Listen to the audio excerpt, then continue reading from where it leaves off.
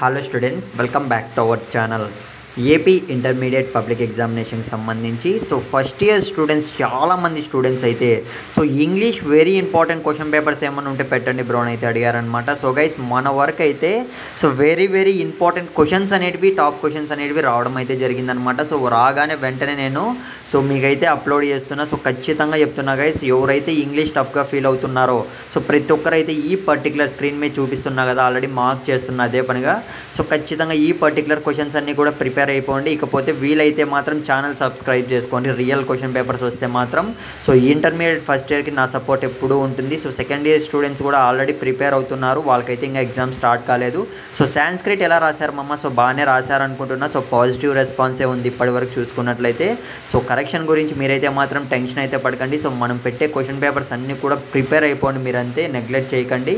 ఇకపోతే నా రిక్వెస్ట్ ఏంటంటే అట్లీస్ట్ ఒక్కరికన్నా ఈ వీడియో అనేది షేర్ చేయండి మమ్మ చెప్తున్నా. ఎందుకంటే ఇంగ్లీష్ కూడా చాలామంది టఫ్గా ఫీల్ అయ్యి లాస్ట్ ఇయర్ కూడా కొంతమంది అయితే మన సబ్స్క్రైబర్స్ ఫెయిల్ కావడం అయితే జరిగింది. ఇంపార్టెంట్ పెట్టినప్పటికీ కూడా మళ్ళీ చెప్పారనమాట, ప్రిపేర్ అయ్యింటే బాగుండు బ్రో ఈ విధంగా అయితే. కాబట్టి మీరు నెగ్లెక్ట్ అయితే చేయకండి. ఇంపార్టెంట్ క్వశ్చన్స్ దగ్గర నుంచి, మోడల్ పేపర్స్ దగ్గర నుంచి రియల్ క్వశ్చన్ పేపర్స్ పెట్టేటివన్నీ కూడా మీరు ప్రిపేర్ అవ్వడానికి అయితే ట్రై చేయండి మామ, ఎవరైతే ఇంగ్లీష్ అయితే టఫ్గా ఫీల్ అవుతున్నారో. ఇంకో విషయం ఏంటంటే, మీరు ఏ క్వశ్చన్ పేపర్ ఇంకా సాంస్క్రిట్ అయింది, ఇంగ్లీష్ కాబోతోంది.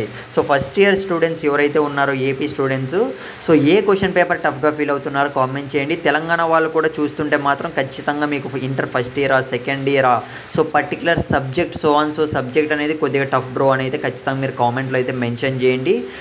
ఎందుకంటే గైస్ మన సబ్స్క్రైబర్స్ అందరూ కూడా ఫైనల్గా పాస్ అయిపోవాలనేది నా కోరిక అనమాట. మీరు సప్లీ వరకు వెళ్ళకూడదు చెప్తున్నా. సప్లీ రాద్దాంలే అని నెగ్లెక్ట్ చేస్తే మాత్రం సప్లీ ఖచ్చితంగా ఈ ఇయర్ చూసుకున్నట్లయితే టఫ్గా వచ్చే ఛాన్స్ అయితే ఉంది. తర్వాత ఫెయిల్ అయితే మాత్రం ఖచ్చితంగా 1 ఇయర్ అనేది మీకు వేస్ట్ అవుతుంది కదా, అందుకే చెప్తున్నా. ప్రెషర్ పెట్టుకోకండి. పీస్ఫుల్గా అయితే చదువుకోండి. ముందే పెడుతున్న క్వశ్చన్స్ అన్నీ, ఇంపార్టెంట్ క్వశ్చన్స్ అన్నీ కూడాను, ఇంపార్టెంట్ క్వశ్చన్ పేపర్స్ అన్నీ కూడాను. ఖచ్చితంగా ప్రిపేర్ అవ్వండి. ఆల్ ది బెస్ట్ మామ. సబ్స్క్రైబ్ చేయడం మర్చిపోకండి చెప్తున్నా. మీకు వెంటనే నోటిఫికేషన్స్ వస్తాయి.